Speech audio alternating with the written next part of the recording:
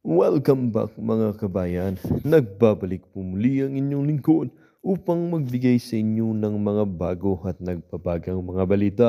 Wala nang kawala itong si Risa Hontivirus na ito dahil umano na bisto na ang mga kabalbalan niyang mga plano upang pabagsakin hindi lamang ang kuting administrasyon pati na rin ng pamilya ng mga Duterte dahil umano sa pagkabit ng lie detector test sa kanya ay nalaman itong mga kahindik-hindik na plano niya laban sa mga kalaban ng bayan. Para nga sa buong impormasyon, panoorin ang buong video.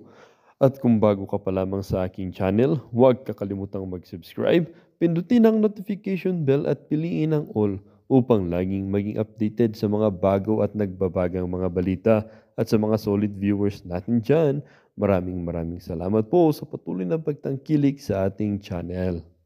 Ang isyung ito ay naging usap-usapin din sa mundo ng social media. Merong isang netizen na nagsabi, sa lahat ng presidente, si Tatay Digong pa rin ang popular at powerful pa rin siya. Kapag nagsalita siya, marami pa rin naniniwala. Ganyan kagaling na presidente si Tatay Digong. Kahit di na presidente, sikat pa rin. Mas sikat sa nakaupong presidente. Kaya binabato ng sari-saring issue. Kaso naramdaman at nakita ng Pilipino na during Duterte's time, Philippines had become a safer place to live in. Filipinos feels that the president really loved and protect its people. Peace and order was being restored. That's why PRRD is still popular and powerful even if he was an ex-president. Nobody can surpass his power and popularity among many Filipinos. Salute to ex-president PRRD. At sabi din naman ng isang netizen, sana magkaisa na lang mga mambabatas magtulungan sa ikaunlad ng Pilipinas. Huwag na magsisihan, pare-pareho naman may pagkukulang sa bawat isa. Sana tumanim sa isipan at puso ninyo si Jesus. Amen. Magkaisa na po tayo lahat. Naglabas ng panibagong statement si VP Inday Sara patungkol doon sa bago na namang binabato sa kanila. Kamakailan lang doon sa inorganisa na hearing ni Risa Hontiveros. Panoorin natin.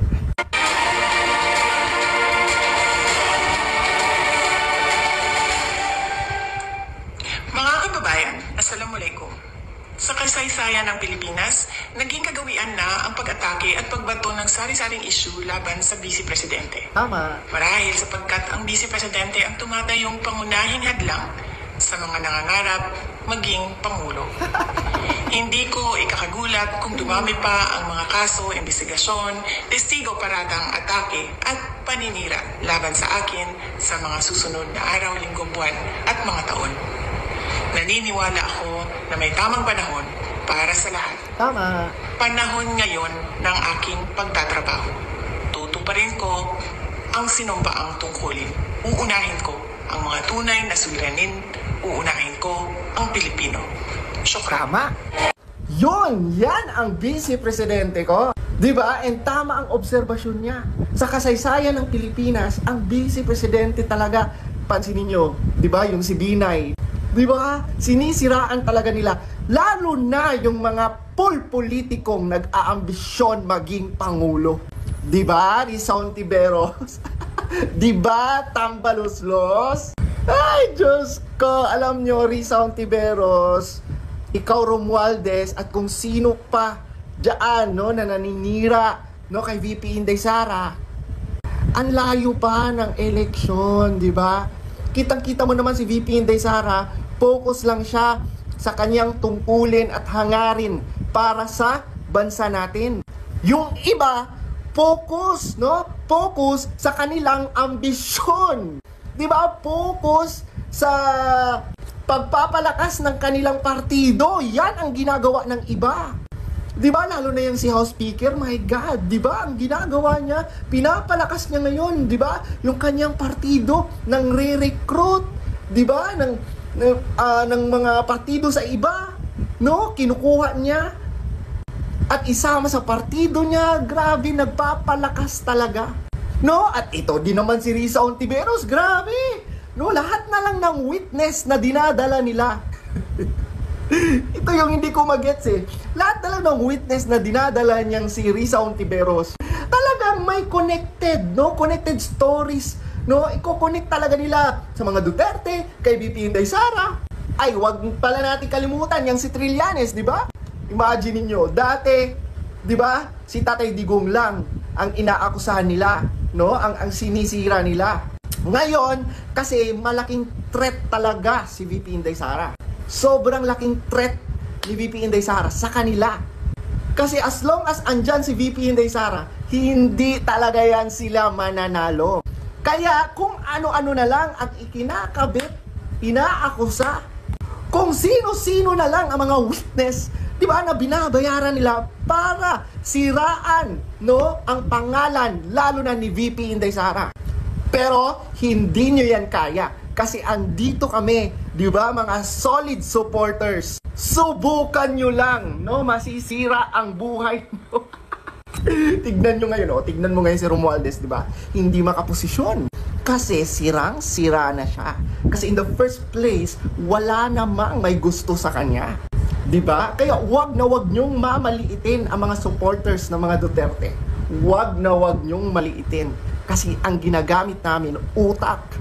At ang pambala namin, totoo at magagandang resulta at nagawa ng mga Duterte. Diyan palang taob kayo.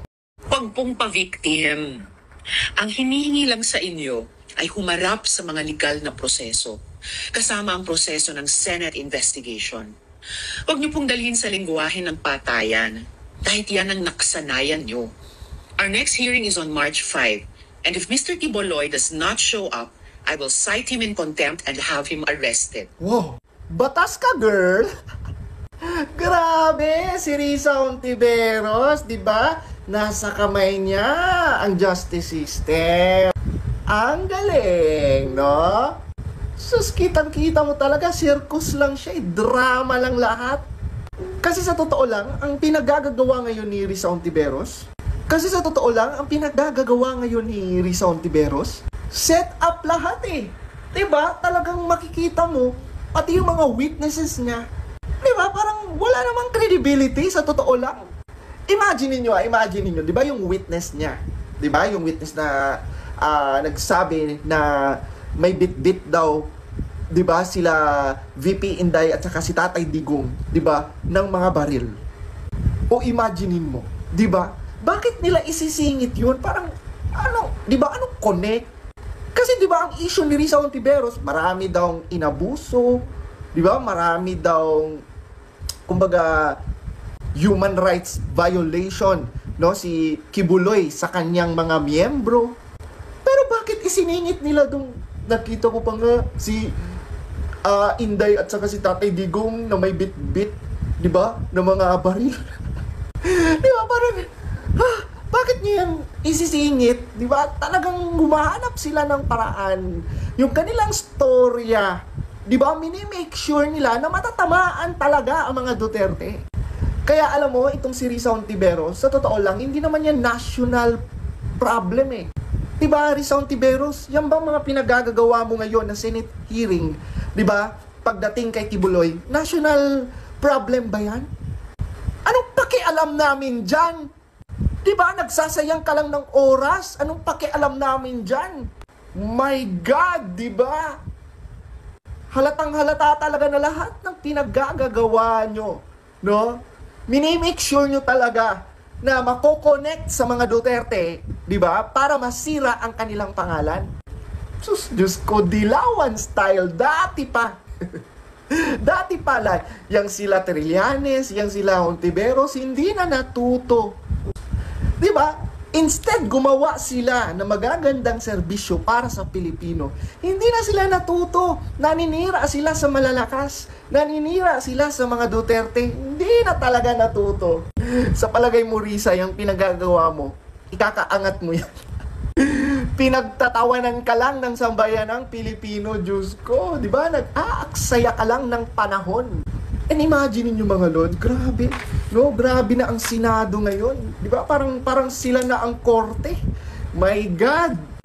'Di ba? I challenge you, Risa Hontiveros, kung may ebidensya ka naman pala, kung may mga witnesses ka naman pala, pumunta ka sa korte. Di ba? Wag yung ang dami mong drama. Ano bang pakialam namin dyan? Diyos ko mga lods, tingnan nyo tong video na to. Ang kakapal! Sobrang mga makakapal ang mukha. Dyan. So, eto po, hindi ko po, kung makikita nyo po, ang nakalagay po sa bag ay Tingog Party List. Tingog po, Party List, ayan po ang asawa, butihing may bahay po ni Speaker Romualdez, na si Congresswoman Yeda Romualdez, ayan po siya, napakagandang babae, excuse me po, ayun, si Congresswoman Yeda Romualdez, and si, of course, our House Speaker, Martin Romualdez. Sa totoo lang po, napakamait naman po nila sa atin. Isipin nyo, House Speaker ang nagabigay sa atin. Ay, nung dumating mga Boset! Ang kakapal! Imagine niyo ang House Speaker pa ang nagbigay sa atin. Hindi ba kayo, grabe, hindi ba kayo kinilabutan sa mga pinagsasabi niyong mga hinayo pa kayo? Saan yan galing? Saan yan galing? Diba? Kay House Speaker? Saan galing ang pera ni House Speaker? Dapat yon ang tanong, diba? Saan galing ang pera ni House Speaker? Saan pa ba kundi sa kaban ng bayan? Diba? Tapos kayo, ang kakapal ng mukha nyo, ang kelaki-laki ng mukha nyo sa tarpaulin. At grabe talaga yung enthusiasm nung nag-e-explain, diba? May pa-briefing pa, no? May pa-orient pa. Kinukonvince pa nila yung mga tao. Ang bait talaga. Ay, Diyos ko. Grabe na talaga mga lods. Diba? Nakakasuka. Yan ba ang Romualdez brand? Ew, diba? Nakakasuka. As I remember, hindi ganyan ang mga Marcos. As I remember, hindi ganyan si President BBM. Diba? And lalong hindi ganyan sila VP Inday Sara, di ba? At ang mga Duterte. Diyos ko, di ba? Ay nako, alam niyo mga lords, ako ay nalulungkot kasi sa mga pinaggagawa nila. Madadamay si President BBM eh, di ba? Ganun talaga, di ba? Mekos-mekos pinsan. Tumutulong pero nanunumbat. Ano kaya yun? Di ba? Namimigay ng ayuda, di ba? Pero may pa-explain pa, may pa-orientation pa. Kapal eh, no? Sobrang kapal. Pinaparamdam talaga nila ngayon sa mga tao na kailangan natin si Romualdez. Ni Risa Ontiveros, no? Ang mga witness ko, no? Diba? Parang confident sila na may ebidensya. Pero ito talaga yung kinapagtataka ko talaga. Bakit pa kailangan ng Senate hearing? Yun talaga ay kinapagtataka ko kasi hindi naman yan, di ba? Hindi naman yan national issue. Pwede mo naman yang i-file sa Supreme Court. Di ba? Hindi naman yan, bakit maapektuhan ba ang buong Pilipinas dyan sa issue na yan? Grabe talaga itong si Risa Ontiveros, no? Alam mo, Risa, meron ka na palang witnesses, di ba? Kung may ebidensya ka, sige, no? Ipakitang gilas mo na yan, no? Itodo mo na yung pagbida-bida mo. Patunayan mo yan, di ba? Kasi andyan naman pala yung mga witness mo. Bakit kailangan pa ng Senate hearing? Bakit kailangan pa ng ang daming mga, di ba? Pa-circus-circus, di ba? Na pwede naman na ang Supreme Court na ang bahala dyan. Ipasa mo yung mga ebidensya. Di ba? Meron ka namang mga witnesses dyan kung totoo ba yan. Kesa ngayon ang ginagawa ni Risa Ontiveros, waste of time talaga. 'Di ba? Naiintindihan mo pa yung People's Initiative eh, kasi 'di ba, maraming taong involved. Naiintindihan ko rin yung PCSO kasi billion 'yon. 'Di ba? Pero in this issue, kaya na yan ng Supreme Court. 'Di ba? Kaya na yan ng mga hukom. Sabi nga ni Kibuloy, 'di ba? Ipasa mo ang mga ebidensya mo, mag-file ka ng case. Pero seems like meron talagang gustong mangyari, no, si Risa Ontiveros. At yan ay magpakitang gilas. O di ba kanina nadamay na naman si VP Inday Sara, nadamay na naman si Tatay Digong. Di ba yan yung gusto nila eh, di ba? Yung ipagtugma nila yung mga storya.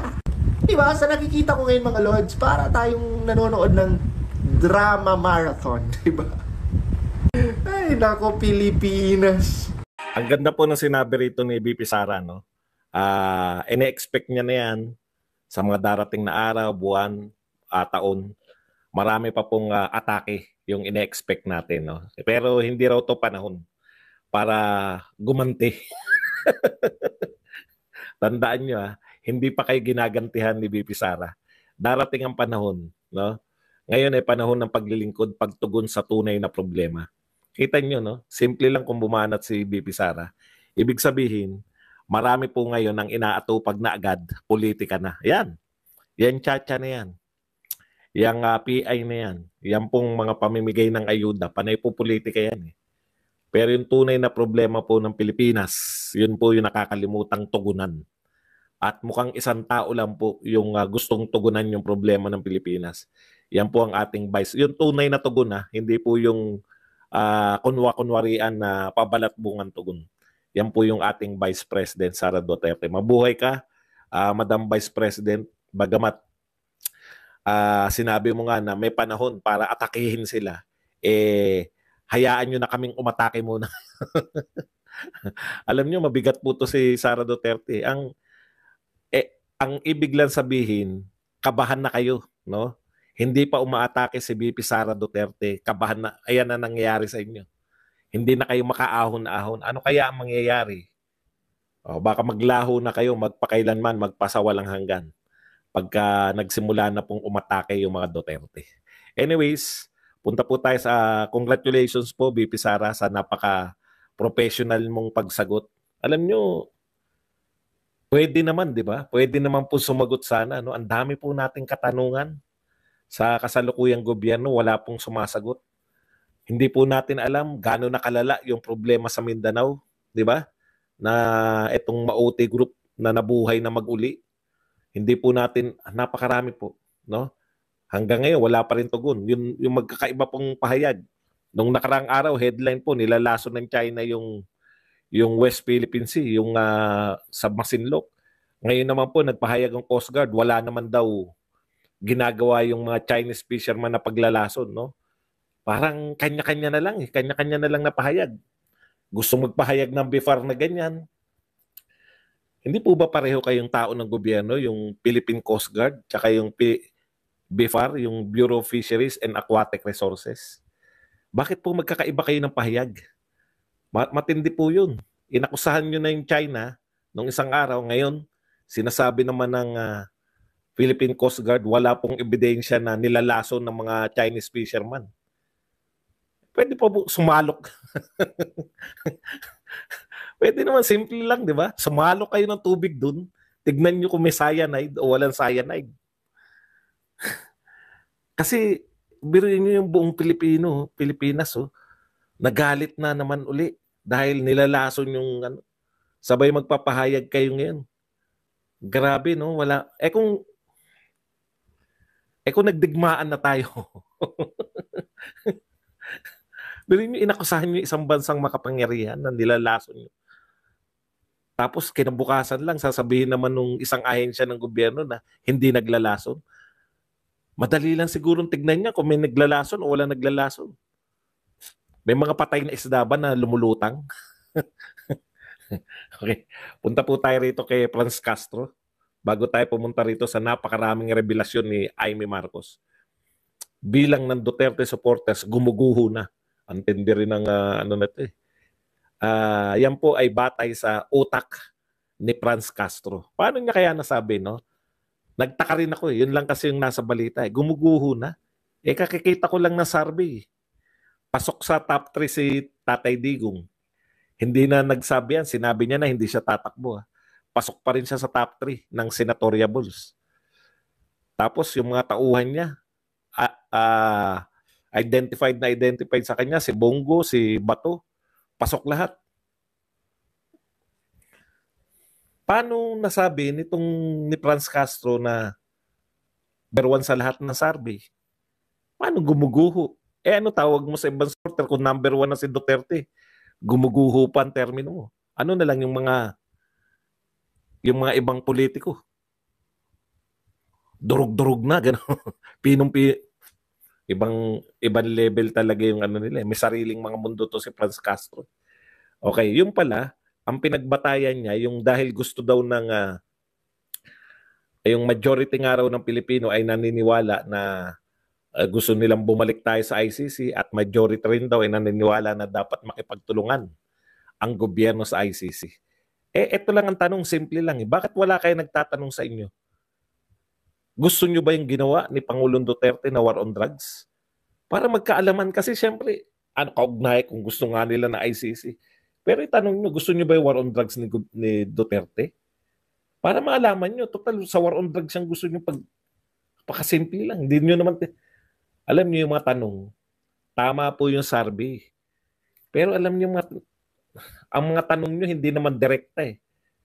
Gusto nyo palang sukatin yung popularidad ni Tatay Digong. Gusto nyo palang sukatin yung kung may suporta pa si Tatay Digong o wala na.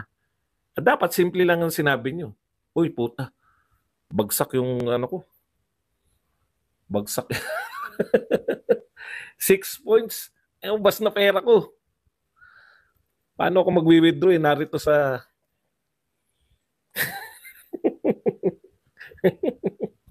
Bumagsak.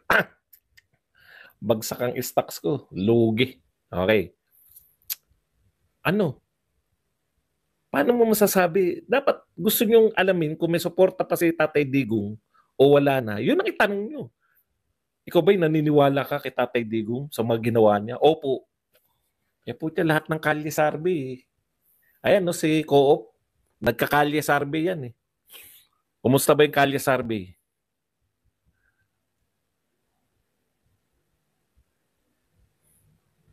Okay. Punta na po tayo rito sa mga... Ang dami palang in-expose ni ni Senator Amy.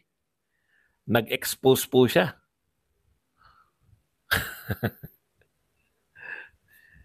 Ito po, magugulat kayo, medyo kumapit po kayo ng konti. Kung kayo po ay medyo hina-high blood po kayo ngayon, medyo wag muna kayo makinig. At talagang tataas ng gusto ang high blood nyo. Yung iba siguro narinig nyo na to, pero ito po, fresh na fresh to mula po kay Senator Amy. Halo-halo po itong mga expose niya, no? Mula po sa mga nag-interview, ito po yun. Alam niyo po ba na yung 27 billion o 26.7 billion na akap, hindi lang po yan yung pinalusot? No? Ayon po kay Senator Amy, ay aabot po ang pinalusot ng mga congressman na 60 billion. Kaya pala pinupunteriya ngayon si Senator Amy.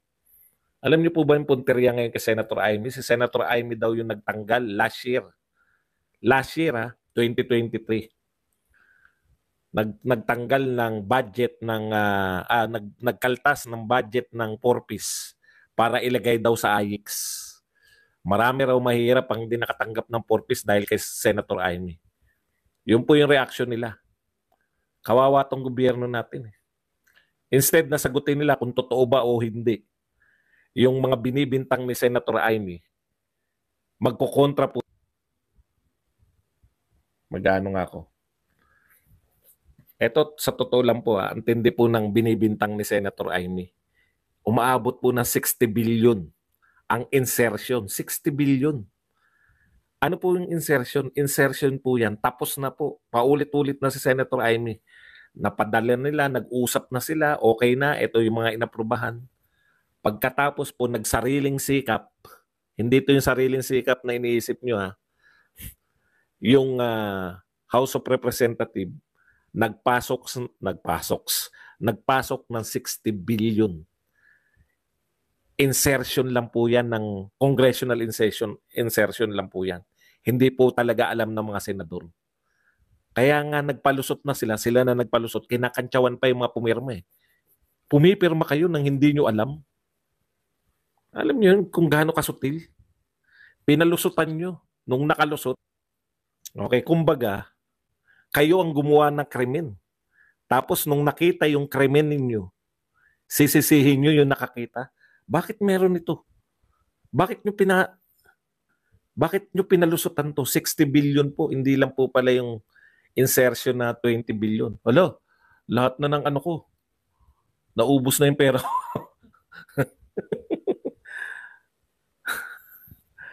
Dalawang ano.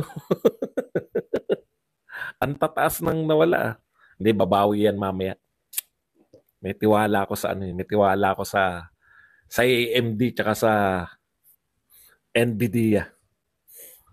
Okay. Siningitan ninyo ng pondo, no? Hindi alam ng mga senador. Nung nakita ng mga senador, pumalag sila. Sisisihin nyo pa yung mga senador, sasabihin nyo sa mga senador na pirma-pirma kayo, hindi nyo inaalam yung pinipirmahan nyo. Hindi po, mali pong ano yan, mali pong katwiran yan. Kayo na nga nagpalusot eh. Ang sisisihin nyo pa yung pinalusotan nyo, nung nakita yung pinalusot nyo. Ito po yung mga pinalusot nila. 60 billion po lahat. Ang pinakasikat po yung AKAP kasi malaki, 26.7 billion. At yung AKAP po, hindi po talaga nila napag-usapan daw yung AKAP. Yung iba dagdag bawas lang eh. Meron ng programa. Yung AKAP po yung bago, kaya nasentruhan po yung AKAP. Wala po yung AKAP, no? Nag-create po sila ng budget na hindi po hiningi ng DSWD. Wala po, hindi pa nga po alam ng DSWD kung paano ipamimigay. Wala pa sila nagagawang guidelines, hindi pa alam kung sino mga beneficiary, etc. Meron ng pondo. Ibang klase talaga itong House of Representatives. Pag pinuna sila dahil bakit nyo siningitan, kasalanan pa ng mga namumuna dahil hindi ba kasama kayo dyan sa pumirma? Pinadala nga raw sa inyo electric signature. Kung ano man yung ibig sabihin nun. Okay, pero ito po ang malupit dyan, no? Paliwanag ko lang po ulit sa mga hindi po nakapunta nung ako ay nagpa-seminar. Yung budget po natin, bawal po yan dagdagan, no? Galing po sa Pangulo, bawal po dagdagan. Badong, kung bawal dagdagan yan, saan kukunin yung 26.7 billion? Kasi wala naman sa original na budget na hinihingi ng Pangulo, wala naman sa original yung 26.7 ng AKAP eh. Saan nga yung kukunin yun, di ba? Ayun, yun ang magandang tanong, no? Kung bawal dagdagan yung pondo, babawasan yung iba. Magugulat po kayo kung ano po yung mga binawasan. Kaya sari-sari po, no? Hindi po isang bawas nilagay lahat dyan. Bawas unti-unti para ilagay sa AKAP, bawas unti-unti ilagay pa sa iba pang insertion nitong mga House of Representatives. So umabot po yung insertion na yan na 60 billion. So umabot din po na 60 billion yung tinanggal nilang pondo. Nakukuha po ninyo? Natanggalan din yung may original na 60 billion. Kaya po, ito po. Ay, hindi pa. Bukod pa doon, nagbawas sila, nagdagdag. Alam niyo yun, dagdag bawas. Okay. So ano po yung mga naapektuhan? Isa po sa mga naapektuhan ito, yung budget ng pension. Ito ayon po ito kay Senator Amy. Wala po akong hawak na data. Mula lang po sa kanyang sinabi. Senador po ng Pilipinas yan. Pwede po nating i-quote yan. 10 billion daw po mula po sa military pension. Kinaltasan ng 10 billion yung military pension. Ayon kay pension po to ng mga militar. Ayon po kay Senator Amy, hindi ko alam kung ano mangyayari doon. No, 10 billion ang binawa sa military pension budget. Paano kaya yun? Next year na lang yung iba? Hindi ko rin po makuha eh. Kung paano pong makakaltasan yung pension ng mga military. Grabe, no?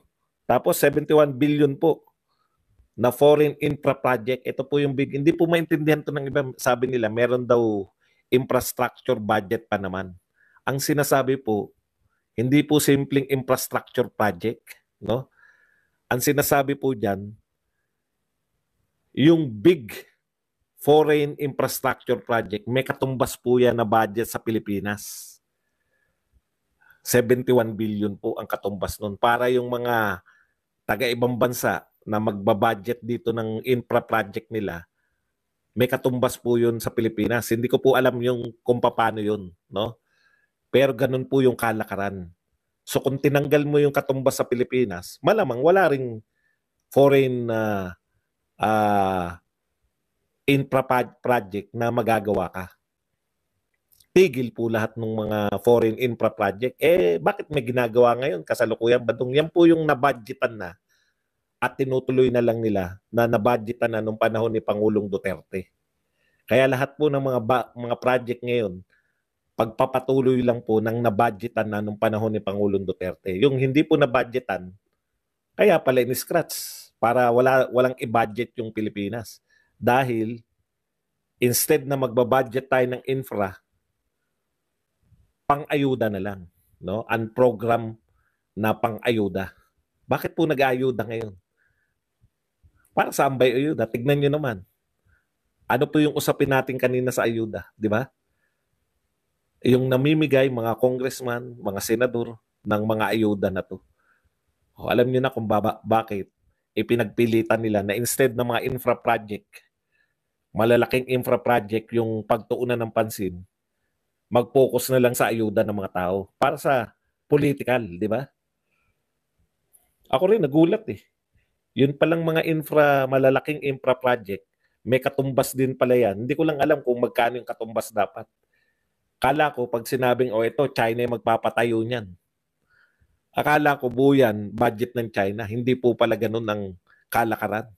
Marami tayong matututunan dito eh. Yan po yun, yung 71 billion na katumbas ng budget ng Pilipinas para sa foreign infrastructure project, zero. So ano po kahulugan yan? Wala ngayong masisimulan. O ano yung mga ginagawa? Yan na yung nasimulan, na budgetan nung panahon ni Pangulong Duterte.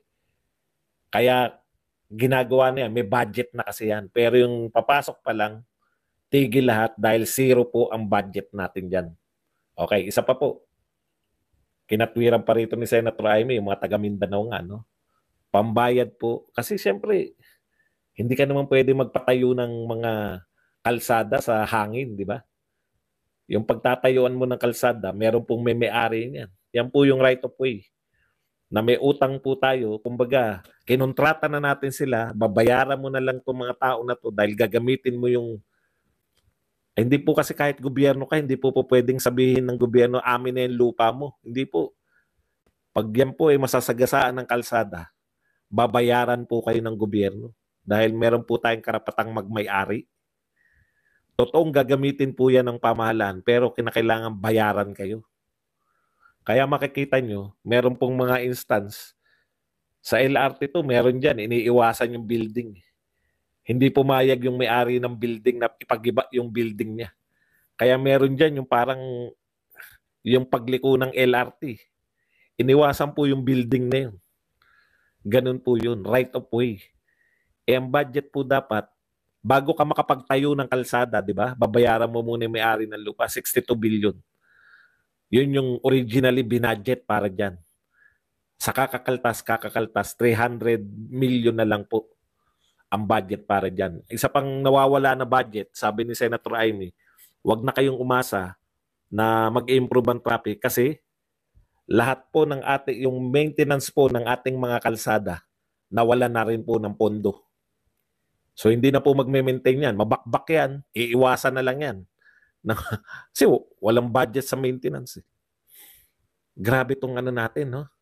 Pero masaya po sila. Naroon po sila lahat. Namimigay po lahat ng ayuda. Kasi hoda magkawasak-wasak ng ating bansa.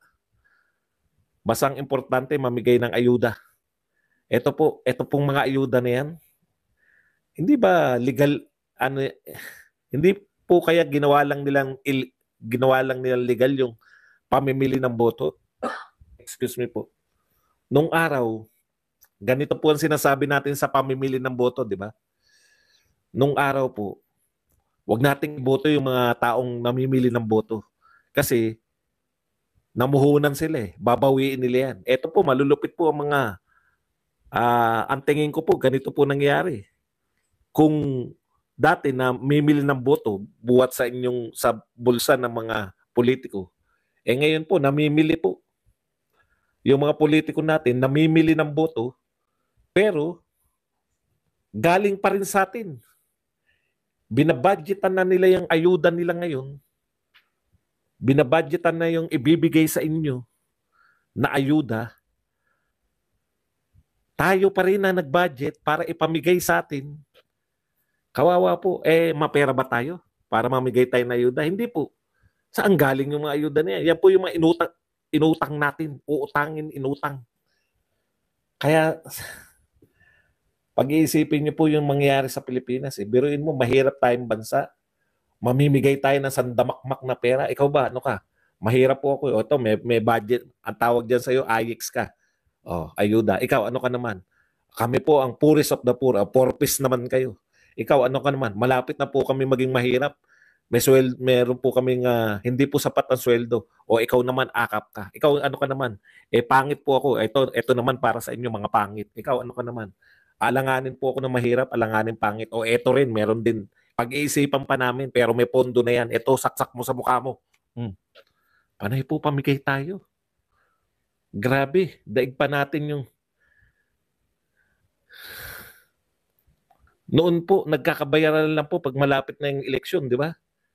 At yun, pera nila. Pera ng mga campaign contributor nila. Para pag nanalo sila, pucha, Brad, wag mo kong kakalimutan pag nanalo tayo.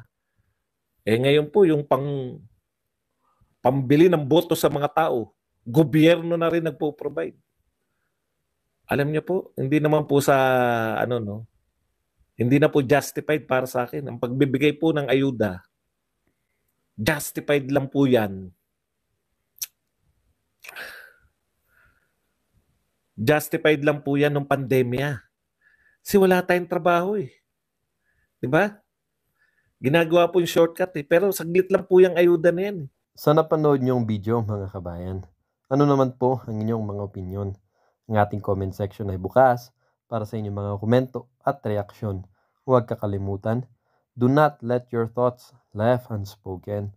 As citizen of this country, your opinions matter. Huwag pong mahihiyang magbigay ng inyong mga saloobin, mga kabayan.